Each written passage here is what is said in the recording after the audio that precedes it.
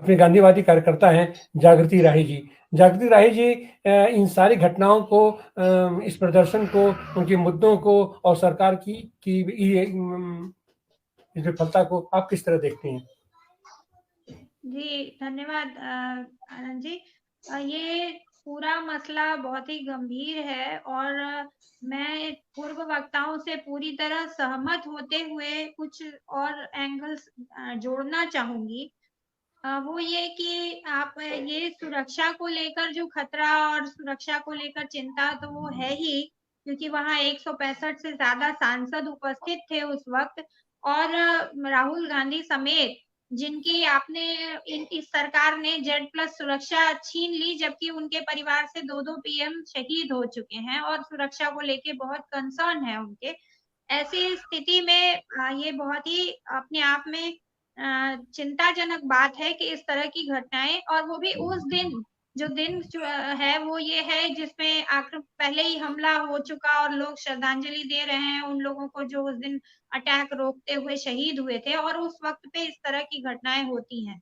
और जहां तक उन पूरे मतलब चारों युवा जो इस हरकत में शामिल हैं उनकी बात करूं तो ये उनके फ्रस्ट्रेशन का लेवल दिखाता है। अगर वो किसी एक अभी तो जांच का विषय है कि वो इस्तेमाल किए गए हैं किसी के द्वारा या सांसद महोदय और ये जो बीजेपी से ही जुड़े हुए हैं उनका किस तरह से उसमें इन्वॉल्वमेंट है, ये सारा चीज जो है जांच का विषय है। लेकिन उनको तो पता ही होगा ना, जो वहां गए वो ये अच्छी तरह जानते होंगे कि जब वो इस तरह से स्मॉग लेके घुसेंगे पार्लियामेंट में तो उनके ऊपर जब एक ट्वीट करने से और एक कार्टून बना देने से यूएपीए लग जाता हो, एक भाषण को देने से लग जाता हो, तो इनके ऊपर तो लगेगा ही लगेगा, ये उनको पता रहा होगा।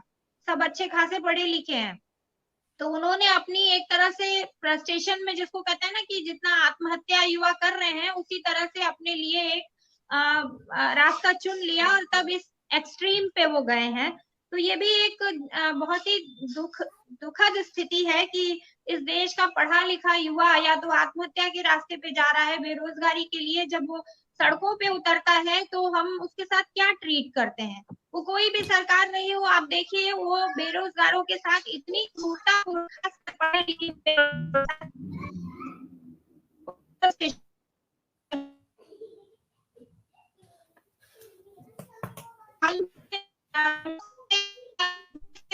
ट्रीट करती है, कोई भी संवेदनशील खाने का वो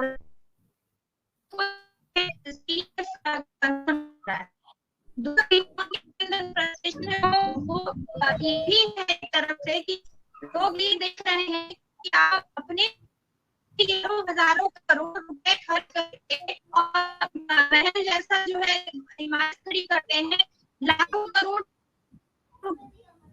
हजारों लाखों करोड़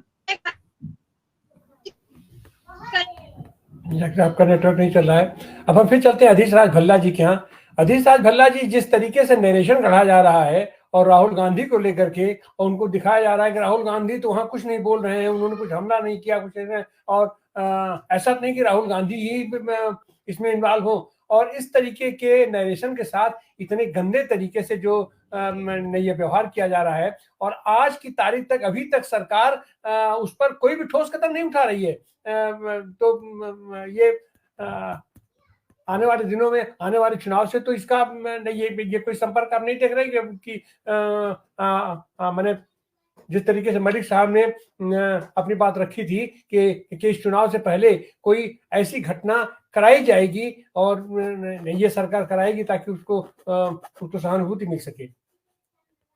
अधीश राज भल्ला जी, अनम्यूट कीजिए।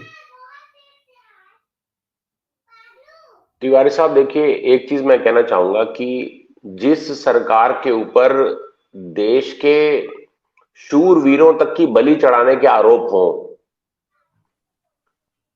पुलवामा जैसी घटना में आज देश के अंदर लगभग इक्वल बांट है कि क्या इसके अंदर कोई ऐसा सिस्टम बैठाया गया कि सिंपैथी गेनिंग के लिए ऐसा कृत्य भी किया जा सकता है। मुझे लगता है कि इसके अंदर किसी भी तरीके का एक्सपेरिमेंट करने से एक तो केंद्र सरकार चूक नहीं रही है, इससे मैं भी मुंह नहीं मोड़ूंगा। क्योंकि चीजें सस्पिशियस जब दिखती हैं तो वो कई बार सस्पिशियस होती भी हैं, तभी दिखती हैं। वो कहते हैं कि देखिए धुआं उठा है तो कहीं आग लगी होगी, वो वाली बात है। अब राहुल गांधी कुछ बोले नहीं या उन्होंने कोई एक्ट नहीं किया, मुझे लगता है बहुत ही शर्मनाक बयान है। ऐसे बयान देने वालों को डूब मरना चाहिए। पहली सुरक्षा और जिम्मेदार लोगों की, जो समाज के अंदर आज भारत के अंदर विपक्ष का सबसे बड़ा चेहरा और सबसे बड़ा नेता कौन है? एक ऐसी कौन सी पार्टी है जो केंद्र सरकार के सामने कसौटी करके, खूंटा गाड़ करके जवाब मांग पाएगी? तो यदि एक मजबूत पार्टी का मजबूत लीडर है और वो यदि सबसे पहले सर्वप्रथम अपनी सुरक्षा को देखते हुए ऐसी चीज के अंदर अलर्ट होता है या वो वहां से बाहर जाता है, तो ऐसे व्यक्ति को क्या जाकर के वहां पर भिड़ जाना चाहिए तभी वो देशभक्त है? बिल्कुल गलत। और ये घटिया सोच जो है केंद्र सरकार की और उनके तमाम लोगों की, मुझे लगता है कि पूरी तरीके से देखिए ध्यान भटका करके, और डेफिनेटली मैंने तो थोड़े दिन पहले एक दूसरे चैनल पर एक चीज बताई थी कि जिस तरीके से अभी फिलिस्तीन के मामले के अंदर रसद और बाकी चीजें भेजी गई, जबकि उससे ज्यादा कैजुअलिटीज जो है वो इजराइल के अंदर हो रही थी, उसका जो प्ले कार्ड जिस तरीके से यहां पर मुस्लिम कार्ड खेला, मैंने उसी दिन बोला था कि 24 की तैयारी शुरू हो चुकी है और पूरे तरीके से सिंपैथी गेनिंग भी होगी और पूरे तरीके से हिंदू मुस्लिम कार्ड भी होगा और भी न जाने क्या क्या क्या क्या होगा।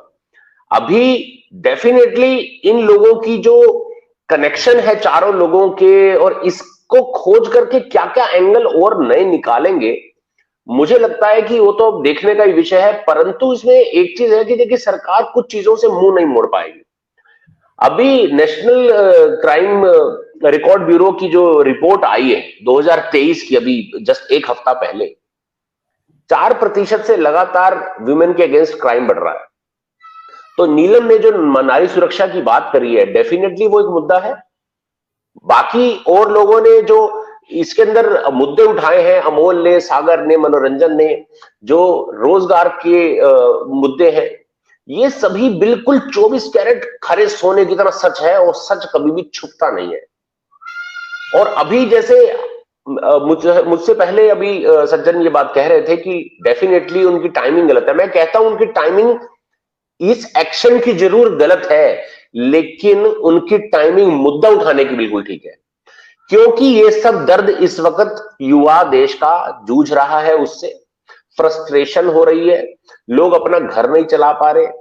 यहां पर आज आप देखिए कि जिस देश में 200-200 रुपए दाल क्रॉस हो रही हो और उस देश में युवा बेरोजगार घर पे बैठा हो, तो मुझे लगता है कि पूरे तरीके से जो है देश की रीढ़ को तोड़ने का काम आज केंद्र सरकार कर रही है, और कुछ चंद मुट्ठी भर लोगों के खुश करने के लिए और कुछ अदृश्य शक्तियों के इशारों पर चलती हुई गवर्नमेंट मुझे तो नजर आती है कई बार। और इस तरीके की देखिए कि जो दिल्ली की अगर हम बात करें तो केवल संसद भवन ही नहीं और देश में कहां नहीं, 2023 में तो आप समझिए कि इतना, मतलब मुझे लगता है कि क्राइम रेट और इतने बड़े बड़े न्यूज हमको देखने के लिए आए हैं, चाहे वो मणिपुर के हो, चाहे वो जमीन हथियाने की बातें हो, और यहां पर केंद्र सरकार निरंतर ऐसे मुद्दे उठाती रहती है जिससे कि केवल डिस्ट्रैक्शन हो। और आपको मैं ये चीज बता दूं कि ऐसे गुमनाम चेहरों को अभी हाल ही के अंदर मुख्यमंत्री बनाना, ये भी लोगों का ध्यान भटकाने के लिए, ध्यान आकर्षित करने के लिए नहीं, ध्यान कुछ जरूरी मुद्दों से भटकाने के लिए ये किया गया है। अंदर खाते क्या स्ट्रेटेजी है, ये लोग कितने दिन तक मुख्यमंत्री रहेंगे नहीं रहेंगे, कुछ हमें पता नहीं है। लेकिन ये जो कृत्य संसद भवन में हुआ, डेफिनेटली मेथड गलत है लेकिन काम सही है। मेथड गलत है, काम सही है। जो मुद्दा उठाया गया वो मुद्दा बिल्कुल सही है, और कहीं ना कहीं उन लोगों की जो है, अगर सिंपैथी किसी को देश में दिखानी है तो इन सब सहयोगियों, इन सब बच्चों के लिए दिखानी चाहिए जो अपनी पीड़ावश आज ये कृत्य करने को मजबूर हुए। तो कल मुझे हैरानी नहीं होगी कि इस देश का युवा शायद कॉन्वॉयज के आगे कूदने लगे बिल्डिंगों से, बड़े बड़े नेताओं के कॉरिडोर्स को ब्लॉक कर दे। तब किस किस को पकड़ के आप यूएपीए लगाएंगे? क्या आप देश की 140 करोड़ जनसंख्या को आप यूएपीए लगा देंगे?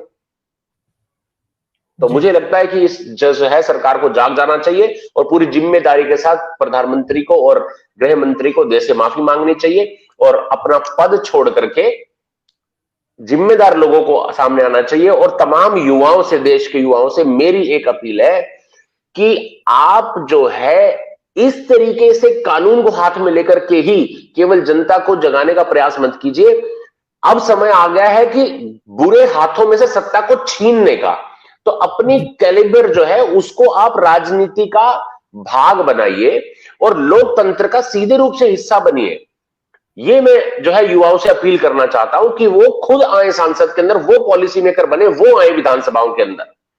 और ये तख्ता पलट करने का बेस्ट टाइम मुझे लगता आ चुका है, बेस्ट समीकरण जो है अब आ चुका है। तो डेफिनेटली एक बड़े विपक्ष को बड़े अलायंस के साथ आना चाहिए। और कहीं ना कहीं जिस तरीके की ये तानाशाही डेफिनेटली जो अलग अलग तरीके से हम देख रहे हैं, चाहे अर्थव्यवस्था का मामला हो, चाहे कारोबारियों के काम हो, चाहे प्राइवेटाइजेशन हो, मतलब पूरे तरीके से मनमानी सरकार ऐसी कभी ना देखी गई और शायद हम आगे देखना भी नहीं चाहेंगे। तो मुझे लगता है भारत जैसे संप्रभु देश को ऐसे लोकतंत्र को बचाने की डेफिनेटली आवश्यकता है। और जैसा एक सहयोगी पहले मेरे से पहले वक्ता बोल रहे थे कि इंडिया अलायंस को जो है अगर मजबूती मिलती है तो डेफिनेटली ये चीज मैंने भी कुछ दिन पहले एक दूसरे चैनल पर ही बोली कि डेफिनेटली एक मजबूत अलायंस और मजबूत विपक्ष की देश को बहुत सख्त जरूरत है। और इस तरफ सभी लोगों को सोचना चाहिए और देश के युवाओं को ऐसे विपक्ष को मजबूत करने में मुझे लगता है कमर का पट्टा कस के लग जाना चाहिए। धन्यवाद तिवारी जी। केविश भाई, अब हम फिर एक बार चलते हैं हिम्मत सेठ जी के पास। हिम्मत सेठ जी, जिस तरीके का नरेशन गढ़ा जा रहा है कि राहुल गांधी स्टैंड बाई थे और बाहर ये जो कार्यकर्ता थे ये तो वामपंथी विचारधारा के थे, अपना वामपंथी आंदोलन से जुड़े हुए लोग थे, तो इस नरेशन को ऐसे हालत में आप कैसे देखते हैं? जागृति राही जी हमारे साथ जुड़ गई हैं। जागृति राही जी, हिम्मत सेठ जी, आप इस नरेशन को आप कैसे देखते हैं? तिवारी जी, अगर ये नरेशन नहीं बनाए सरकार तो सरकार के पास क्या उपाय है? सरकार तो मतलब किसी भी तरह की जिम्मेदारी लेना ही नहीं चाहती है, तो वो तो आरोप लगाना ही चाहती है सब पे कभी न कभी। ये तो अच्छा है कि उन्होंने बच्चों के लिए ये नहीं कहा कि ये अर्बन नक्सल हैं, नहीं तो वो तो ये भी कह सकते थे। तो सरकार के पास इसके सिवा कोई चारा। लेकिन हमारा सवाल ये है कि 4-5 साल पहले पुलवामा में जो अटैक हुआ उसकी जांच क्यों नहीं हुई? जांच हुई तो उसकी रिपोर्ट क्यों नहीं आई? तो इसका क्या जवाब है सरकार के पास? जो कितने राउंड की बातें हो गई है लद्दाख में चीन और हमारी सेना के बीच में, फिर भी वो 4000 स्क्वायर किलोमीटर पर कब्जा करके बैठे हैं, वो क्यों नहीं छूट रहा है? उसका क्या सरकार के पास उसका क्या जवाब है? 2 करोड़ रोजगार की जो बात थी वो तो ठीक है, किसी को रोजगार नहीं मिला, काम बिगड़ रहा है। स्कूल में टीचर नहीं है, प्रोफेसर नहीं है, यूनिवर्सिटी में प्रोफेसर लेक्चरर नहीं है और पढ़ाई नहीं हो रही है। उसके लिए कौन जिम्मेदार है? सवाल बहुत बड़े बड़े हैं। केवल ये यूएपीए लगा देना से और राहुल गांधी को सामने खड़ा कर देने से या लेफ्ट के लड़कों के ऊपर आरोप लगा देने से कि वो लड़के बाहर खड़े थे, उससे कुछ नहीं होगा। सवाल बड़ा है कि सरकार इन सब चीजों के लिए कितनी जिम्मेदार है?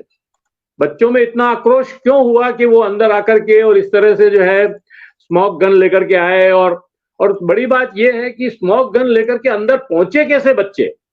ये षड्यंत्र के ऊपर क्यों नहीं बोल रही है सरकार कि उनके एमपी ने जब उनको परमिशन दिलाई अंदर ले जाने की, विजिटर गैलरी में जाने की, तो क्या उन्हीं के सांसद वो गन लेकर के गए थे? स्मोक गन जो अंदर जाकर दे दी उनको, कैसे गई वो अंदर स्मोक गन? क्या उनका स्कैनर काम नहीं कर रहा था वहां पर जब अंदर घुसे? क्या उनकी जांच नहीं हुई, उनकी तलाशी नहीं हुई? क्या हुआ आखिर? राहुल गांधी का, सोनिया गांधी का या किसी का भी नाम लेना बहुत आसान है और वो तो हर काम के लिए राहुल गांधी को ही जिम्मेदार ठहराएंगे। तो हर काम के लिए मोदी क्यों नहीं जिम्मेदार है? जब मोदी की सरकार है तो प्रश्न तो मोदी से ही पूछा जाएगा, राहुल गांधी से क्यों पूछा जाएगा? अगर राहुल गांधी ने भी किया है, मान लीजिए ये राहुल गांधी इस सारे षड्यंत्र के पीछे था भी, मान लीजिए, तो षड्यंत्र कैसे सक्सेस हुआ? सरकार किसकी थी? निकम्मी व्यवस्था किसकी है? ये बड़ा प्रश्न है। ये प्रश्न नहीं है कि किसने अंजाम दिया। प्रश्न बड़ा ये है कि षड्यंत्र को सफल करने में कौन लोगों ने ढिलाई बरती? तो आनंद जी, मैं ये कहना चाहता हूं कि सरकार चाहे कुछ भी कहे, चाहे राहुल गांधी ने किया हो या नहीं किया हो, उससे भी कोई मतलब फर्क नहीं पड़ता है। हकीकत यह है कि दो बच्चे संसद में घुसे, गैलरी से नीचे कूदे और स्मोक गन से स्मोक छोड़ा, लेकिन इसमें आतंकवादी घटना कुछ भी नहीं थी। उन्होंने किसी को नहीं मारा, उनके पास कोई गन नहीं थी, जो स्मोक था उसमें जहर नहीं था, और उन्होंने तो किसी को गाली भी नहीं दी जैसे विधुड़ी ने दी थी। विधुड़ी पे केस क्यों नहीं चलाया गया? विधुड़ी को संसद से बाहर क्यों नहीं किया गया? सवाल ये है। दूसरे सवालों के ऊपर बात नहीं करते हम जो सवाल सरकार के ऊपर है उन सवालों की बात करनी चाहिए। तो मैं इतना ही कहना चाहता हूं कि सरकार को अपनी जिम्मेदारी लेनी चाहिए, शाह को इस्तीफा देना चाहिए, बल्कि मैं तो कहता हूं प्रधानमंत्री को इस्तीफा देना चाहिए। हर अच्छा और बुरा काम, हर अच्छे काम का अगर श्रेय वो लेते हैं तो बुरे काम का भी लेना चाहिए। जब G20 हुआ तो G20 की सारी जिम्मेदारी, मतलब उसका श्रेय किसने लिया? प्रधानमंत्री ने। तो जब संसद पर हमला हुआ तो उसका भी जो भार है वो प्रधानमंत्री को उठाना चाहिए। तो मैं इतना ही कहना चाहता हूं, बस इससे ज्यादा मैं नहीं कह सकता। तिवारी जी, बहुत बहुत धन्यवाद साथी। तो इस तरह ये तो हम देखते हैं कि ये जो इतनी बड़ी चूक हुई है, और खास करके मलिक साहब की जो आशंका है वो तो फलीभूत होते हुए दिखाई पड़ रही है कि आप सर्जिकल स्ट्राइक कर देते हैं, कभी पुलवामा में अपने इतने सारे सैनिकों की आप हत्या करवा देते हैं, और अब तो उसकी सारी चीजें परत दर परत खुल करके सामने आ गई हैं, लेकिन उसके बावजूद भी बेहयाई के साथ आप उसका जो सो ये आप कोई जवाब नहीं देते हैं, और आप जनता से उल्टे ये लोगों पर ही आप प्रश्न करते हैं कि आपको जो सेना पर हमारे भरोसा नहीं है, आप सेना से प्रमाण मांगते हैं। और जिस तरीके से मणिपुर में और अपने कश्मीर में भी लोगों को बलात्कार करके और उनकी व्यवस्था को, उनके मानवाधिकारों को आप छीन रहे हैं, हरण कर रहे हैं, ऐसी हालत में सदन में ऐसी कार्यवाही आप करवाते हैं, तो जिस तरीके का नरेशन ये लोग गढ़ रहे हैं कि वो वामपंथ और उसको राहुल गांधी से जोड़ करके, तो इसमें तो स्थितियां बिल्कुल वही दिखाई पड़ रही हैं हिटलर के समय की, कि अपने हिटलर ने संसद में आग लगाया और वो कम्युनिस्टों पर आरोप मढ़ करके और उनकी हत्याएं करवाई, और एक तरीके से पूरा जो तो इन कृत्यों का देश और हम सब कड़े शब्दों में निंदा क्या कहें, इसकी तीव्र भर्त्सना करते हैं। और पूरे देश का जो युवा दुखी है, महिलाएं दुखी हैं, छात्र दुखी हैं, किसान दुखी हैं, मजदूर दुखी हैं, उन सब की संवेदनाओं में हम उनके साथ हैं, और हमारा